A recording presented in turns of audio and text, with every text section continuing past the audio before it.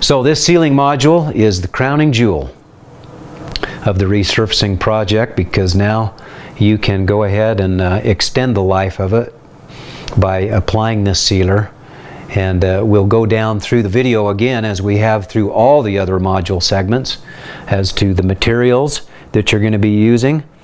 In the materials, keep in mind again to look and review the PDFs that are going to tell you some vendors and materials supplies in way of the sealer itself that you'll be able to obtain from them directly, and or if it is that you have a local vendor, that'll help you too, because we'll give you a blow-by-blow itemized description of what the sealer is made up of. Once again, the tools that are involved are going to be in the video. You don't need to have too many. Depending on whether or not you use a pump sprayer as opposed to an airless sprayer, kind of dictate the end of labor on this, meaning the amount of labor. So for example, if you use a pump sprayer that we have been promoting to do smaller projects, the only pain with a pump sprayer is that you're constantly stopping and repressurizing the tank. With an airless sprayer, you don't have to stop with that at all. You just have to make sure you're loaded up with material, otherwise it takes care of itself. The drawback, if there was one with the airless sprayer, is that it atomizes the sealer, and depending on the temperature, ambient temperatures of the day, and amount of wind too that can play in and factor a good application with using the airless sprayer, is that you may end up getting a lot of dusting, we call it. When the product comes out of the container through the pump sprayer and then enters into the atmosphere, when it's put under pressure as much as the airless typically does with a lot of air boost, all of a sudden what happens is you have a little aftermath with the fogging, and it's not a big deal. It's just that a lot of times if you've got some wind or breeze or whatever going in the wrong direction, that can be a little bit of a pain. Sticking to glass vehicles, you're going to want to move those out of the way so you don't get any overspray when you're using an airless sprayer. If you're using a pump sprayer, generally that's not a concern. It doesn't put enough air pressure in the pump sprayer to atomize and cause this fogging or dusting that I'm talking about, where it's almost like when you in the heat of the day, when you're spraying with a hose, you've got the water and then you've got the mist that separates from it. It's a little bit the same with the sealer, depending on the temperature of the day and how much pressure you also put into your airless sprayer. The safety items, pretty much for us, we typically just use a carbon filtered respirator. Carbon filtered so you can block out all the VOC emissions that are toxic. Your little dust mask that you used for doing the grinding just isn't going to work. It only keeps the dust fragments out. It's not going to keep a lot of those finer molecules of toxic fumes that are emitted through the sealer when it's exposed to the atmosphere. So you can wear gloves if you want to. It's not a big deal to get the sealer off of your hands if you go barehanded. Xylene is a byproduct of the sealer, and that's going to be what you would use to clean it anyway. Acetone is another good cleaner, or something to cut it back if you wanted to, but we don't recommend ever cutting back the sealer, ever. Go 100 proof, 100% on that. Don't even think twice about getting that put out just like that. And of course, the other option of applying the sealer is to put it down with a brush or a roller. The drawback with the roller application is you get a lot of stop and start marks, because the sealer begins to cure and harden extremely fast once it's out of the bucket. Once it hits the concrete and you've got the heat going on, and anyway, you've got to move really super fast to be able to avoid stop and start marks, which is almost virtually impossible. But you know what, at the same time, you're getting sealer on it, and if you don't care if you've got kind of that patterning in it, it's all good because you're going to be safeguarded and you're protected. The good news and the positive side of using a roller is that there's a whole lot less involved in it. You don't have to worry about renting an airless sprayer. You don't have to worry about the adjustments with it. You don't have to worry about a pump sprayer, and you don't have to worry about stopping and starting repressurizing the pump sprayer if you're going to think about applying it that way.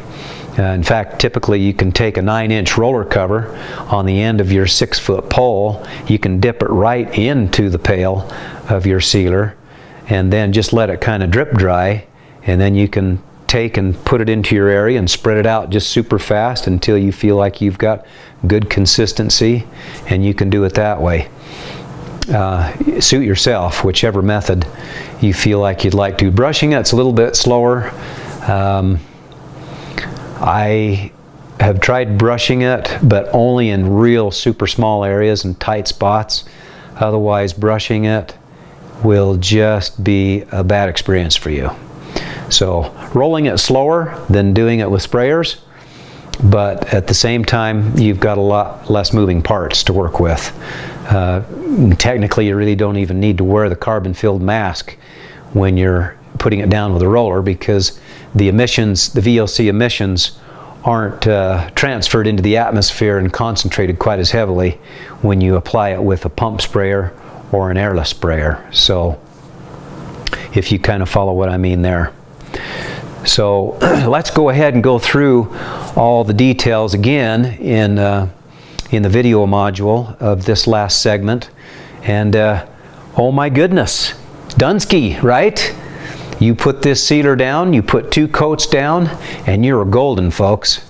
And you're good to go for about 3 years with the sealer. After that, it burns off, it oxidizes. Keep in mind that the beauty in the resurfacer is it does not require the maintenance of the sealer.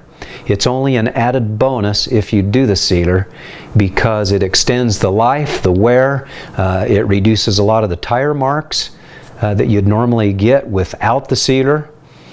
And it is an added expense of maintenance if you want to keep up with that about every 3 years. But it's entirely up to you. This is a bonus option to be able to do the sealing, and it really does add a nice dimension and feature to the resurfacer. It does make it go darker, so you know. Probably 2 or 3 clicks shade darker than what the concrete surfacer dries at.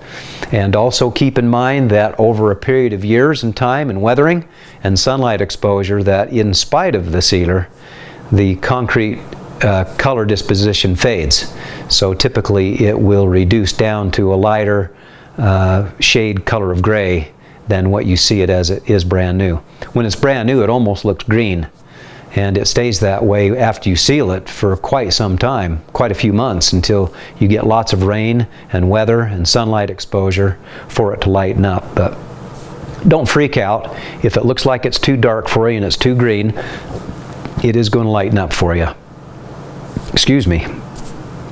Otherwise, let's get into the final part of this training, and I'll share with you my concluding remarks afterwards.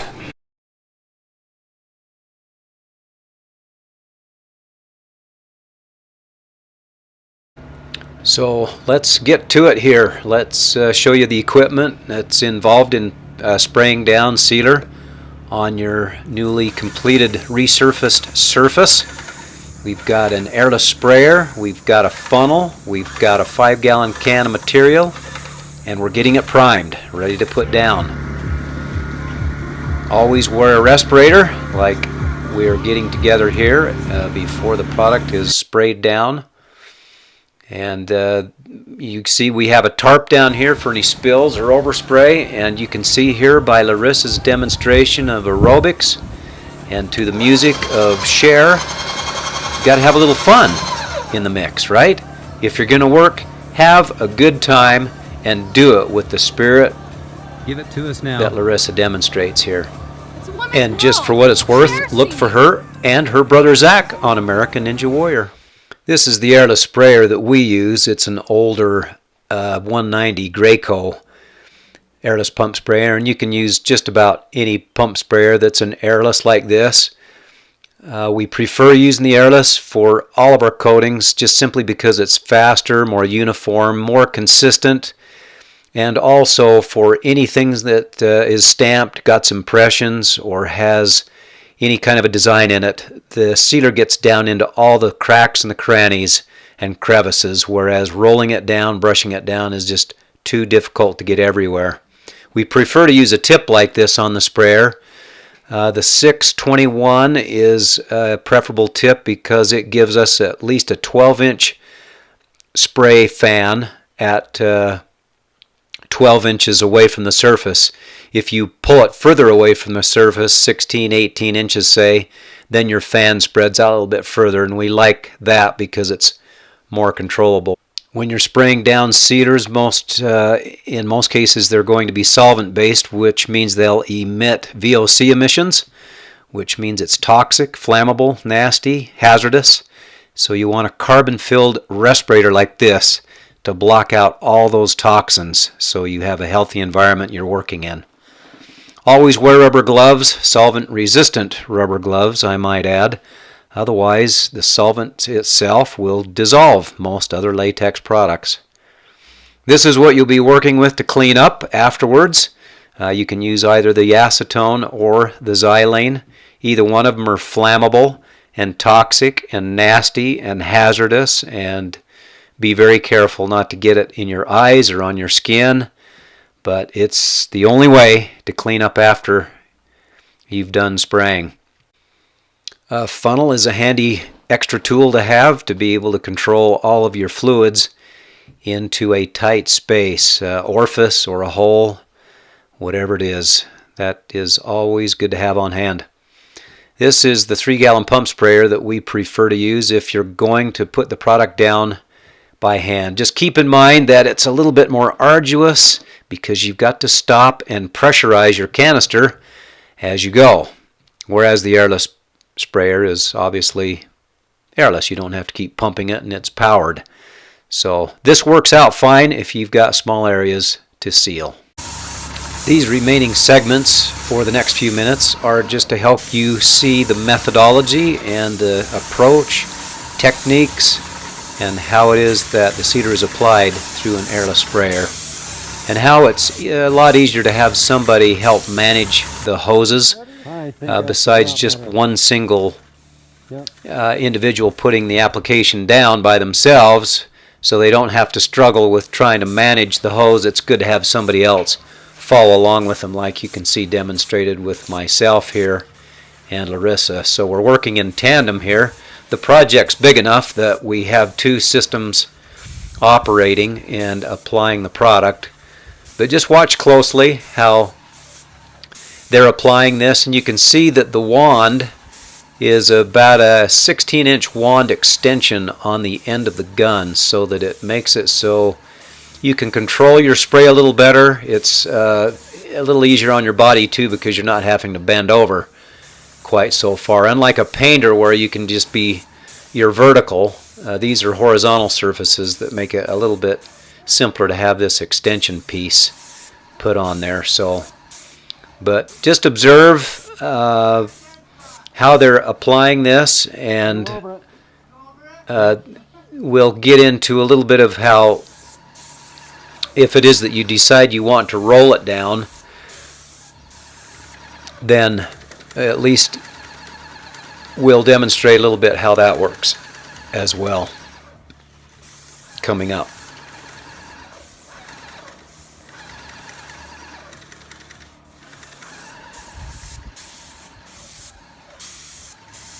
So let's try to take and divide the sections in half.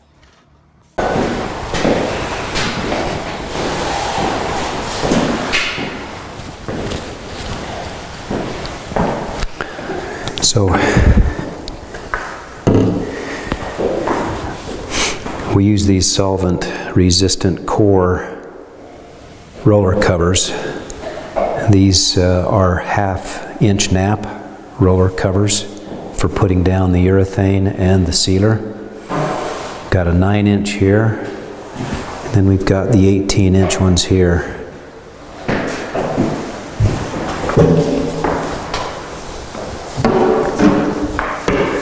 18-inch gets us a little bit more mileage quicker.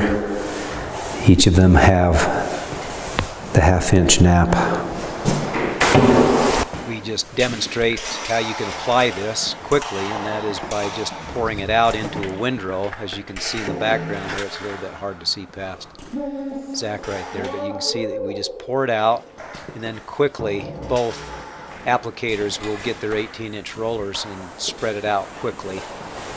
You do have to move a little quicker when you're on an outdoor application as opposed to inside like this. We have a controlled environment. But outside, depending on ambient temperatures and sunlight exposure, you may not have quite as much time to put it down this way. Keep in mind too that with rollers and brushes, there's always the stop and the start marks that are going to show through. Some people don't care. You'll just have to decide in preference what you think for yourself, how you may want to apply it when you do it by hand like this. It's always these remaining 4 segments just basically demonstrate different angles and different decorative overlays and applications that we're sealing over. All of them you'll see where they're putting them down with an airless sprayer. You can see again the methodology. It's a little bit clearer in this particular video. How it's crisscrossed is the method that we like to use when we spray down cedars like this. And when you have a texture on your overlay like this as well, you don't see any stop and start marks with the sprayer. And very rarely would you see any stop and start marks as well when you put a texture down like this and any kind of a design when you roll it down. So it's just that the texture and design mask a little bit more so of your sealer pattern that can develop if it's just a very smooth flat surface. Just as a side note, you'll notice that we mask all the perimeter when we're spraying down cedars like this, so you can prevent the overspray from going up on any siding or brick or stone or stucco or whatever the finish might be on your surroundings.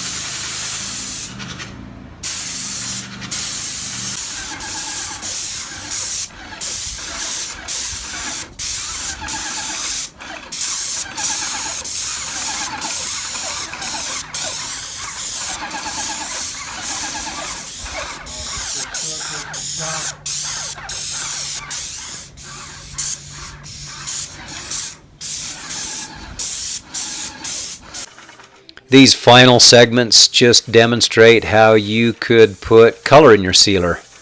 That's what's been done here on this particular overlay. This is just a standard smooth number 50 silica sand textured overlay, gray, and then the customer wanted to have it sealed with some color.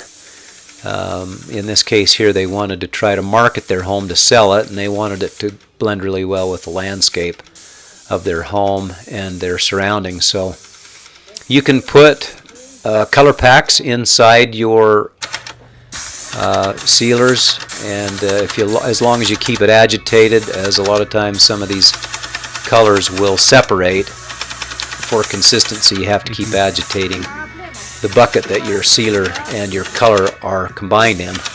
But this is what they can turn out to be if you decide you want to put a color sealer on them. The sealer lasts about 3 to 5 years, and then sunlight exposure and UV light is what oxidizes and burns it off. That pretty much concludes our sealer segment here and module. So we're going to wish you luck and the very best of success in sealing your newly resurfaced surface.